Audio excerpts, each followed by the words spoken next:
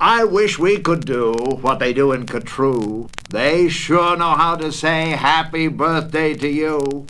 In Gertrude, every year, on the day you were born, they start the day right in the bright early morn, when the birthday honker hikes high up Mount Zorn and lets loose a big blast on the big birthday horn. And the voice of the horn calls out loud as it plays, "Wake up, for today is your day of all days." Then the moment the horn's happy honk is heard, comes a fluttering flap, and then comes the bird, the great birthday bird. And so far as I know, Gertrude is the only place birthday birds grow. This bird has a brain. He's most beautifully brained, with the brainiest bird brain that's ever been trained. He was trained by the most splendid club in this nation, the Gertrude Happy Birthday Association. And whether your name is Pete, Polly, or Paul, when your birthday comes round, he's in charge of it all. Whether your name is Nate, Nellie, or Ned, he knows your address and he heads for your bed. You hear a soft swoosh in the brightening sky. You're not all awake, but you open one eye, and then over the housetops and trees of Gertrude, you see the bird coming to you. Just to you. That bird pops right in. You're up on your feet. You jump to the window. You meet and you greet with the secret Gertrude birthday high sign and shake that only good people with birthdays may make. You do it just so, with each finger and toe. Then the bird says, "Come on, brush your teeth and let's go. It's your day of all days. It's the best of the best. So don't waste a minute. Hop to it. Get dressed." And 5 minutes later, you're having a snack on your way out of town on a smorgasbord's back. Today, laughs the bird, eat whatever you want. Today, no one tells you you can't or you shan't. And today, you don't have to be tidy or neat. If you wish, you may eat with both hands and both feet. So get in there and munch. Have a big muncharoo. Today is your birthday. Today, you are you. If we didn't have birthdays, you wouldn't be you. If you'd never been born, well then, what would you do? If you'd never been born, well then, what would you be? You might be a fish, or a toad in a tree. You might be a doorknob, or 3 baked potatoes. You might be a bag full of hard green tomatoes, or worse than all that, why, you might be a wasn't. A wasn't has no fun at all. No, he doesn't. A wasn't just isn't. He just isn't present. But you are you. And now, isn't that pleasant? So we'll go to the top of the toppest blue space, the official Gertrude birthday sounding off place. Come on, open your mouth and sound off at the sky. Shout loud at the top of your voice. I am I, me, I am I. And I may not know why, but I know that I like it. 3 cheers, I am I. And now, on this day of all days in Gertrude, the association has built just for you a railway with very particular bolts that are pulled through the air by funicular goats. These goats never slip, never trip, never bungle. They'll take us down fast to the birthday flower jungle, the best sniffing flowers that anyone grows. We have grown to be sniffed by your own private nose. They smell like licorice and cheese. Send 40 hoobubs up the trees to snip with snippers, nip with nippers, clip and clop with clapping clippers, nip and snip with clipping cloppers, snip and snop with snipping stoppers, all for you, the hoobubs clip. Happy birthday, nop and nip. Then pile the wondrous-smelling stacks on 50 hippohymers' backs. They'll take those flowers all home for you. You can keep the hippohymers, too. While this is done, I've got a hunch, it's time to eat our birthday lunch. For birthday luncheons, as a rule, we serve hot dogs rolled on a spool. So stuff and stuff and stuff and stuff and stuff until you've had enough. Now, of course, we're all mustard. So one of the rules is to wash it all off in the mustard-off pools, which are very fine warm water mountaintop tubs, which were built, just for this, by the mustard-off clubs. Then out of the water, sing loud while you dry. Sing loud, I am lucky. Sing loud, I am I. If you've never been born, then you might be an isn't. An isn't has no fun at all. No, he isn't. He never has birthdays, and that isn't pleasant. You have to be born or you don't get a present. A present. Aha! Now what kind shall I give?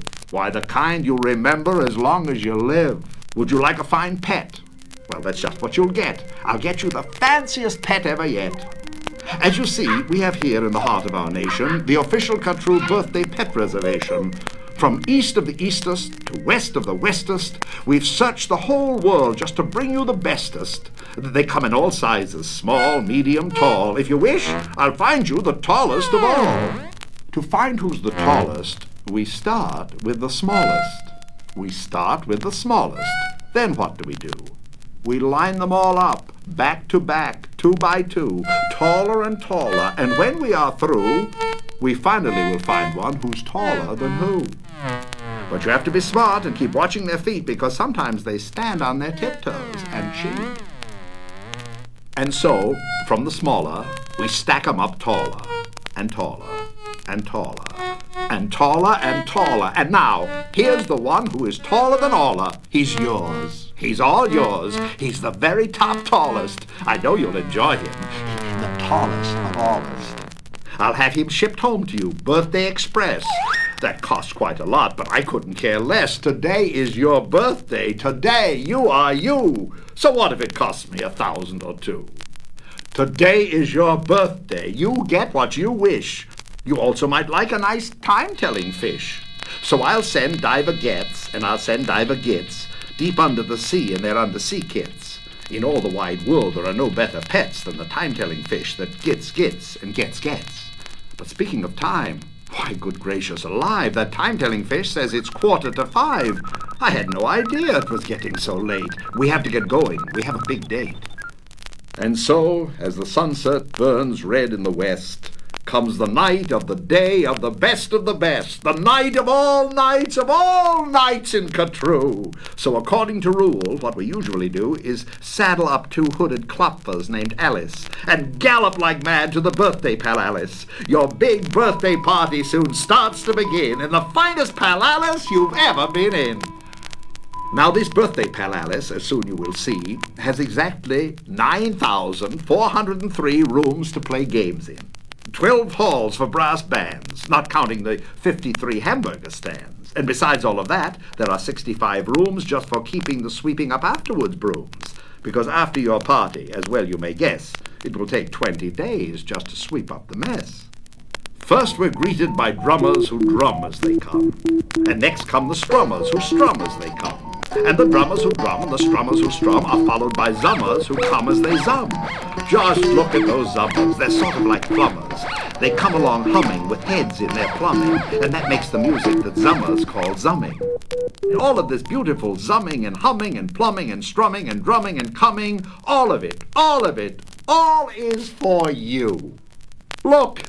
Dr. Daring singing herrings, Daring singing spelling herrings. See what Daring's herrings do. They sing and spell it, all for you. And here comes your cake, cooked by Snookers and Snookers, the official Gertrude happy birthday cake cookers. And Snookers, I'm happy to say, are the only cake cookers who cook cakes today made of guaranteed, certified, strictly grade A peppermint cucumber sausage paste butter. And the world's finest cake slicers, dutter and dutter and dutter and dutter, with hatchets aflutter, high up on the poop deck, stand ready to cut her. Today you are you. That is truer than true. There is no one alive who is youer than you. Shout loud, I am lucky to be what I am. Thank goodness I'm not just a clam or a ham or a dusty old jar of sour gooseberry jam. I am what I am. That's a great thing to be, if I say so myself. Happy birthday to me. Now, by horseback and birdback and hipperback too, come your friends, all your friends from all over Gertrude. And the birthday palace heats up with hot friends, and your party goes on and on, till it ends. When it ends, you're much happier, richer, and fatter, and the bird flies you home on a very soft platter. So that's what the birthday bird does in Gertrude.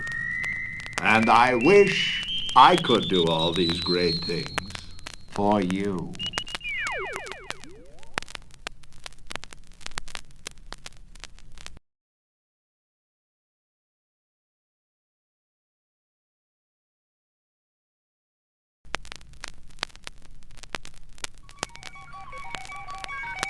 The rabbit felt mighty important that day on top of the hill in the sun where he lay. He felt so important up there on that hill that he started in bragging, as animals will, and he boasted out loud as he threw out his chest. Of all the beasts in the world, I'm the best. On land and on sea, even up in the sky, no animal lives who is better than I. What's that? Growled a voice that was terribly gruff. Now, why do you say such ridiculous stuff? The rabbit looked down and he saw a big bear. I'm best of the beasts, said the bear, and so there. You're not, snapped the rabbit. I'm better than you. Pooh, the bear snorted. Again, I say pooh. You talk mighty big, Mr. Rabbit. That's true. But how can you prove it? Just what can you do? Thought the rabbit. Now what can I do? He thought and he thought. Then he finally said, Mr. Bear, do you see these two ears on my head? My ears are so keen and so sharp and so fine, no ears in the world can hear further than mine. Humph, the bear grunted. He looked at each ear. You say they are good, said the bear with a sneer, but how do I know just how far they can hear? I'll prove, said the rabbit, my ears are the best. You sit there and watch me. I'll prove it by test. Then he stiffened his ears till they both stood up high and pointed straight up at the blue of the sky. He stretched his ears open as wide as he could. Shh, I'm listening, he said as he stood. He listened so hard that he started to sweat, and the fur on his ears and his forehead got wet. For 7 long minutes he stood. Then he stirred, and he said to the bear, Do you know what I heard? Do you see that far mountain? It's 90 miles off. There's a fly on that mountain. I just heard him cough. Now, the cough of a fly, sir, is quite hard to hear when he's 90 miles off, but I heard it quite clear.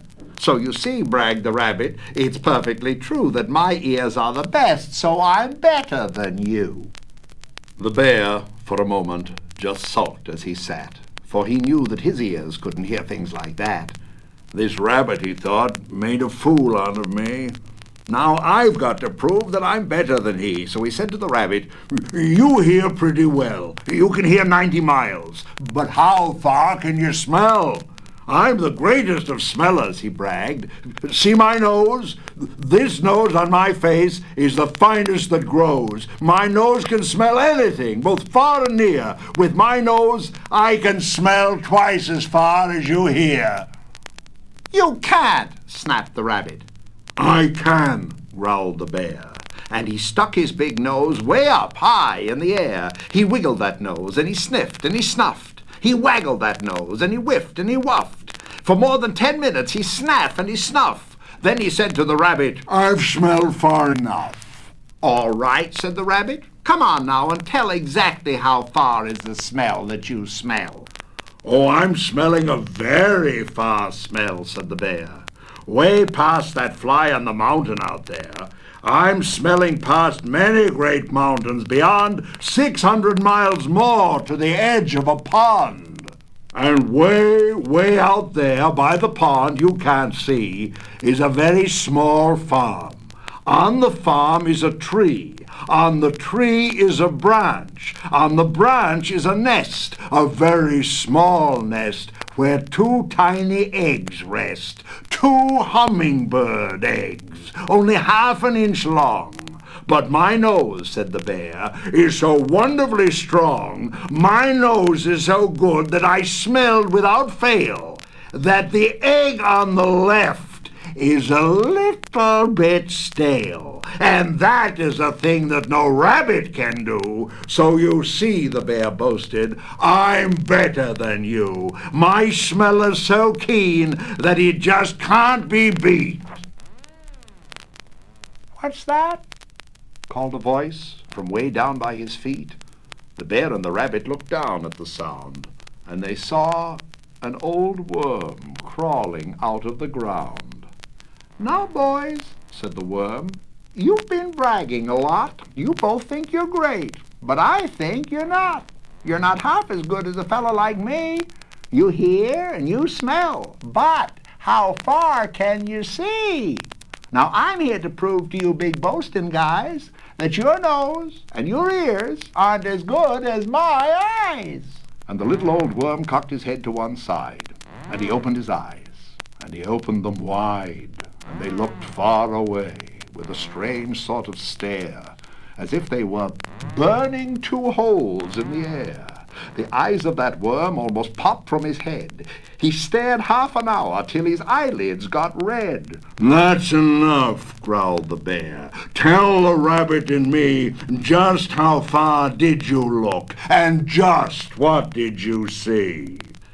"Well, boys," the worm answered, "the look that I took was a look that looked further than you'll ever look. I looked across the ocean, way out to Japan, for I can see further than anyone can. There's no one on earth who has eyesight that's finer.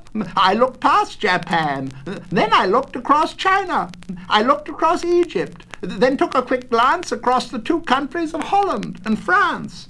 Then I looked across England and also Brazil. But I didn't stop there. Oh, I looked much farther still. And I kept right on looking and looking until I looked round the world and right back to this hill. And I saw on this hill, since my eyesight's so keen, the two biggest fools that have ever been seen. And the fools that I saw were none other than you, who seem to have nothing else better to do than to sit here and argue who's better than who." Then the little old worm gave his head a small jerk, and he dived in his hole and went back to his work.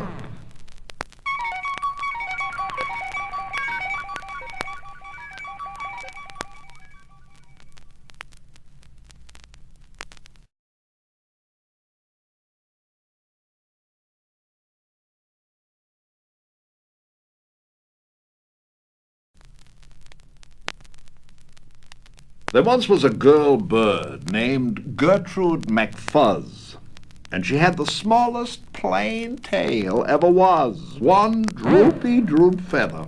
That's all that she had, and oh, that one feather made Gertrude so sad. For there was another young bird that she knew, a fancy young birdie named Lollaloo, and instead of one feather behind, she had two. Poor Gertrude. Whenever she happened to spy Miss Lollaloo flying by in the sky, she got very jealous. She frowned, and she pouted. Then one day she got awfully mad, and she shouted, "This just isn't fair! I have one, she has two! I must have a tail, just like Lollaloo!"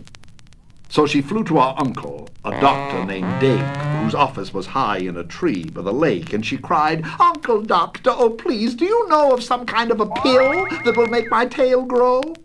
"Tut, tut," said the doctor, "such talk, how absurd! Your tail is just right for your kind of a bird." Then Gertrude had tantrums. She raised such a din that finally her uncle, the doctor, gave in, and he told her just where she could find such a pill, on a pillberry vine on the top of the hill. "Oh, thank you," chirped Gertrude McFuzz, and she flew right straight to the hill where the pillberry grew. Yes, there was the vine, and as soon as she saw it, she plucked off a berry. She started to gnaw it. It tasted just awful, almost made her sick. But she wanted that tail, so she swallowed it quick. Then she felt something happen. She felt a small twitch, as if she'd been tapped down behind by a switch. And Gertrude looked round, and she cheered. It was true! 2 feathers, exactly like Lollaloo. Then she got an idea. Now I know what I'll do.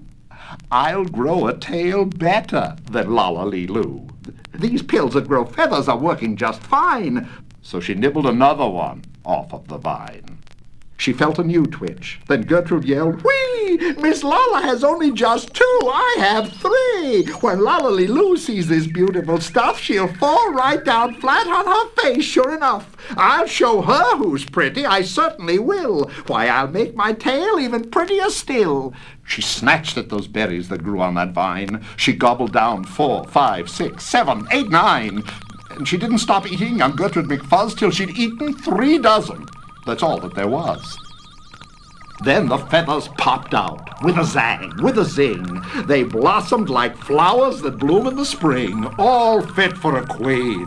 What a sight to behold! They sparkled like diamonds and gumdrops and gold, like silk, like spaghetti, like satin, like lace. They burst out like rockets all over the place. They waved in the air and they swished in the breeze, and some were as long as the branches of trees, and still they kept growing. They popped and they popped until long about sundown, when finally they stopped. "And now," giggled Gertrude, "the next thing to do is to fly right straight home and show Lala-Lee-Loo. And when Lala sees these, why, her face will get red, and she'll let out a scream, and she'll fall right down dead." Then she spread out her wings to take off from the ground. But with all of those feathers, she weighed 90 pounds. She yanked, and she pulled, and she let out a squawk. But that bird couldn't fly, couldn't run, couldn't walk. And all through the night she was stuck on that hill. And Gertrude McFuzz might be stuck up there still if her good Uncle Dake hadn't heard the girl yelp. He rushed to her rescue and brought along help. To lift Gertrude up almost broke all their beaks, and to fly her back home it took almost 2 weeks. And then it took almost another week more to pull out those feathers. My, Gertrude was sore. And finally, when all of the pulling was done, Gertrude behind her again had just one. That one little feather she had as a starter. But now that's enough, because now she is smarter.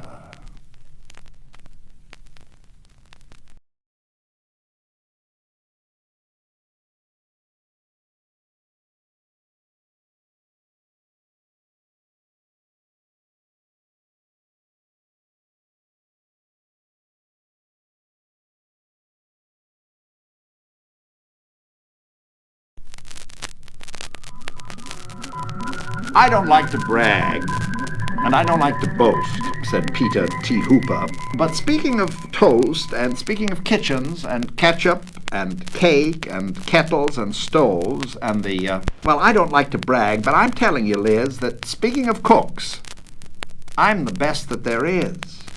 Why, only last Tuesday, when Mother was out, I really cooked something worth talking about.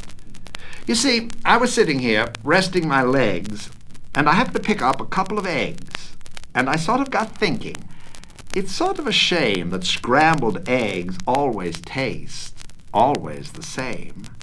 And that's because, ever since goodness knows when, they've always been made from the eggs of a hen. Just a plain, common hen. What a dumb thing to use with all of the other fine eggs you could choose. And so I decided that just for a change, I'd scramble a new kind of egg on the range. Some fine fancy eggs that no other cook cooks, like the eggs of the ruffle-necked salamagooks. Salamagookses, say, they should be good. So I went out and found some as quick as I could. And while I was lugging them back to the house, I happened to notice a thistle-topped grouse in a tree down the street. And I knew from her looks that her egg and the egg of the salamagooks ought to mix mighty well, ought to taste simply super when scrambled together by Peter T. Hooper. So I took those eggs home, and I frizzled them up, and I added some sugar, 2/3 of a cup, and a small pinch of pepper, and also a pound of horseradish sauce that was sitting around, and also some nuts. Then I tasted the stuff, and it tasted quite fine, but not quite fine enough. To make the best scramble that's ever been made, a cook has to hook the best eggs ever laid. So I drove to the country, quite rather far out, and I studied the birds that were flitting about. I looked with great care at a mop-noodle finch. I looked at a beagle-beaked, bald-headed grinch. And also I looked at a shade-roosting quail, who was roosting right under a lassalack's tail. And I looked at a spritz and a flannel-winged jay, but I just couldn't stop. I kept right on my way, 'cause they didn't have eggs. They weren't laying that day. Then, suddenly, boy! Up that hill a short space, birds. They were laying all over the place. Great, happy, gay families with uncles and cousins, all laying fine, strictly fresh eggs by the dozens. Why, I'd have a scramble more super than super. Scrambled egg super-de-duper-de-booper special deluxe a la Peter T. Hooper. I picked out the eggs in a most careful way.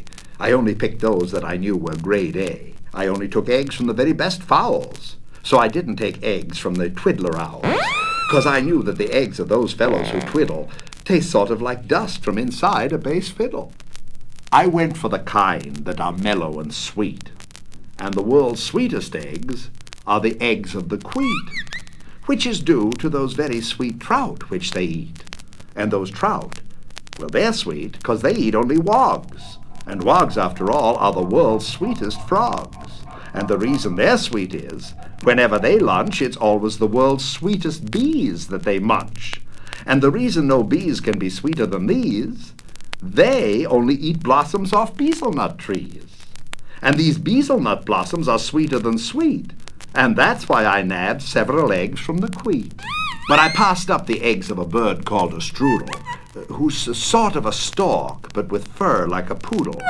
For they say that the eggs of this kind of a stork are gooey, like glue, and they stick to your fork. And the yolks of these eggs, I am told, taste like fleece, while the whites taste like very old bicycle grease. The places I hiked to, the roads that I rambled, to find the best eggs that have ever been scrambled. I hunted new birds along wild, tangled trails, through gullies and gulches, down dingles and dales. I wriggled my way and I crawled at a creep through a forest of ferns that was 40 miles deep. And I mushed through the brush till I found a fine quigger whose eggs are as big as a pinhead, no bigger. Then I went for the eggs of a long-legger quong. Now this quong, well, she's built just a little bit wrong, for her legs are so terribly, terribly long that she has to lay eggs 20 feet in the air, and they drop, with a plop, to the ground from up there. So unless you can catch 'em before the eggs crash, you haven't got eggs. You've got long-legger hash. Eggs. I'd collected 302, but I needed still more, and I suddenly knew that the job was too big for one fellow to do. So I telegraphed north to some friends near Fazol, which is 10 miles or so just beyond the North Pole, and they all of them jumped in their catamasside, which is sort of a boat made of sea leopard's hide, which they sailed out to sea to go looking for grice, which is sort of a bird which lays eggs on the ice, which they grabbed with a tool, which is known as a squitch, 'cause those eggs are too cold to be touched without which.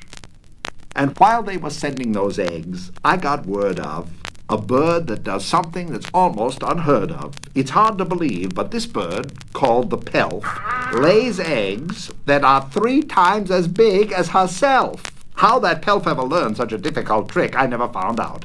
But I found that egg quick, and I managed to get it down out of the nest and home to the kitchen along with the rest. But I didn't stop then, 'cause I knew of some ducks by the name of the single-file Zumsian Zucks, who stroll single-file through the mountains of Zums, quite oddly enough with their eggs on their thumbs.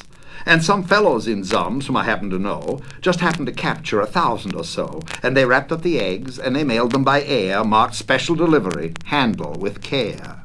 I needed more helpers, and so for assistance, I called up a fellow named Ali, long distance, and Ali, as soon as he hung up the phone, picked up a small basket and started alone to climb the steep crags and the jags of Mount Struku to fetch me the egg of a Mount Struku cuckoo. Now, these Mount Struku cuckoos are rather small gals, but these Mount Struku cuckoos have lots of big pals. They dive from the skies with wild cackling shrieks, and they jabbed at his legs and they stabbed at his cheeks with their yammering, clamoring, hammering beaks. But Ali, brave Ali, he fought his way through, and he sent me that egg, as I knew he would do, for my scrambled egg super-de-duper-de-booper special deluxe a la Peter T. Hooper. In the meanwhile, of course, I was keeping real busy collecting the eggs of the 3-eyelash tizzy. They're quite hard to reach, so I rode on the top of a hammocker, schnimmicker, schnammicker, schnock. Then I found a great flock of southwest-facing cranes, and I guess they've got something that's wrong with their brains, for this kind of crane, when she's guarding her nest, will always stand facing precisely southwest. So to get at those eggs wasn't hard in the least. I came from behind, from precisely northeast. And I captured the egg of a gritty gractus, who lays them up high in a prickly cactus. Then I went for some ziffs. They're exactly like zuffs, but the ziffs live on cliffs, and the zuffs live on bluffs. And seeing how bluffs are exactly like cliffs, it's mighty hard telling the zuffs from the ziffs. But I know that the egg that I got from the bluffs, if it wasn't a ziffs from the cliffs, was a zuffs. Now I needed the egg of a moth-watching sneth, who's a bird who's so big she scares people to death. And this awful big bird, well, the reason they name her the moth-watching sneth is 'cause that's how they tame her. She likes watching moths, sort of quiets her mind. And while she is watching, you sneak up behind and you yank out her egg. So I got one, of course, with the help of some friends and a very fast horse. If you want to get eggs you can't buy at a store, you have to do things never thought of before. Why, to get at the egg of one very small dwarf, we had to pry all of one mountaintop off. Then I heard of some birds who lay eggs, if you please, that taste like the air in the holes in Swiss cheese. And they live in big Zanzibar trees. So I ordered a tree full. The job was immense, but I needed those eggs and said, hang the expense. I still needed one more, and I saved it for last. The egg of the frightful, bombastic aghast. And that bird is so mean, and that bird is so fast, that I had to escape on a jillicajast, a fleet-footed beast who can run like a deer but looks sort of different. You steer him by ear. All through with the searching, all through with the looking. I had all I needed, and now for the cooking. I rushed to the kitchen, the place where I'd stacked them. I rolled up my sleeves, I unpacked them and cracked them and shucked them and chucked them in 99 pans. Then I mixed in some beans. I used 55 cans. Then I mixed in some ginger, 9 prunes, and 3 figs, and parsley, and quite sparsely, just 22 sprigs. Then I added 6 cinnamon sticks and a clove. And my scramble was ready to go on the stove. And you know how they tasted? They tasted just like, well, they tasted exactly just like scrambled eggs, super-de-duper-de-booper, special deluxe, a la Peter T. Hooper.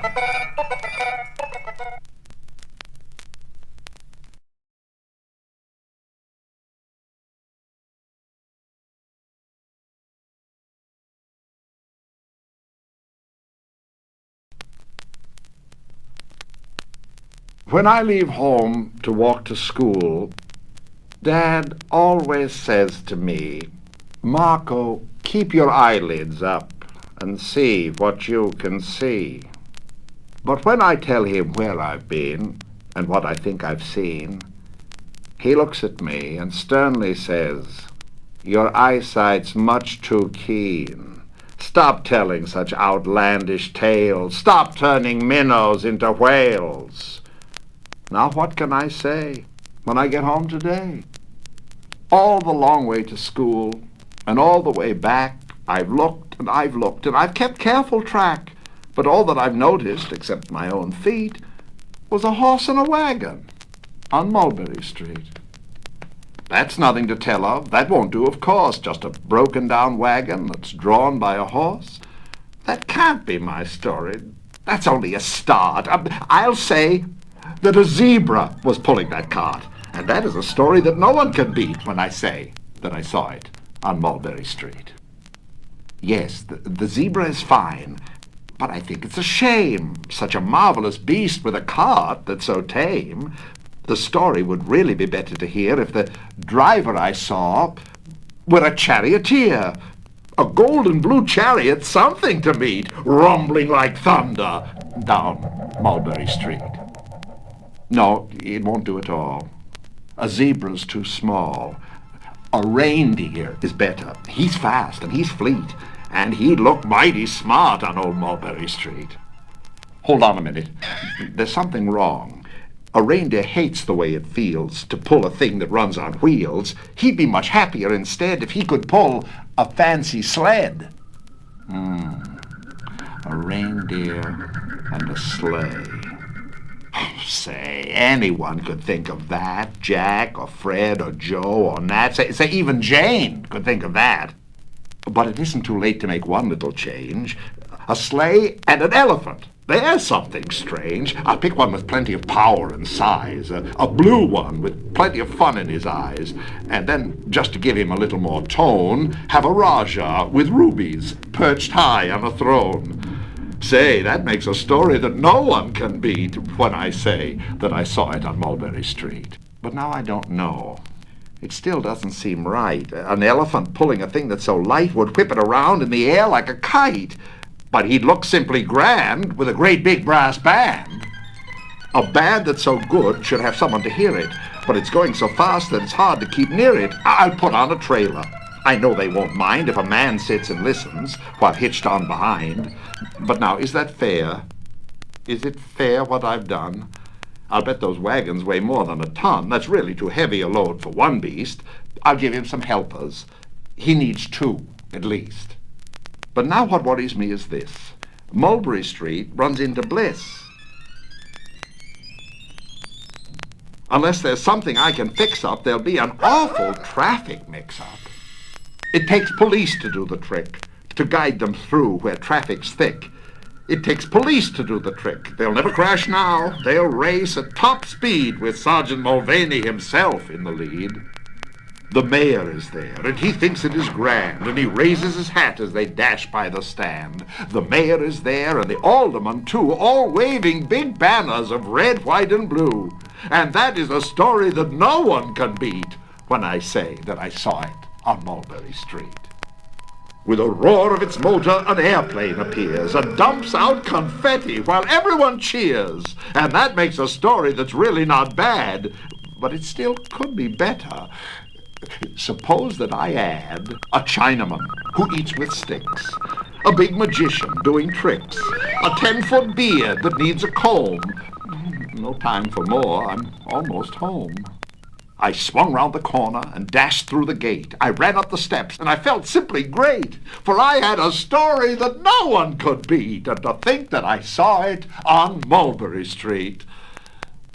But Dad said quite calmly, "Just draw up your stool and tell me the sights on the way home from school."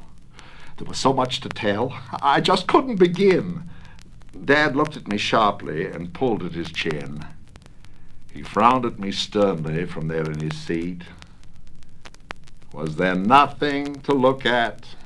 No people to greet? Did nothing excite you or make your heart beat? Nothing, I said, growing red as a beet. But a plain horse and wagon on Mulberry Street.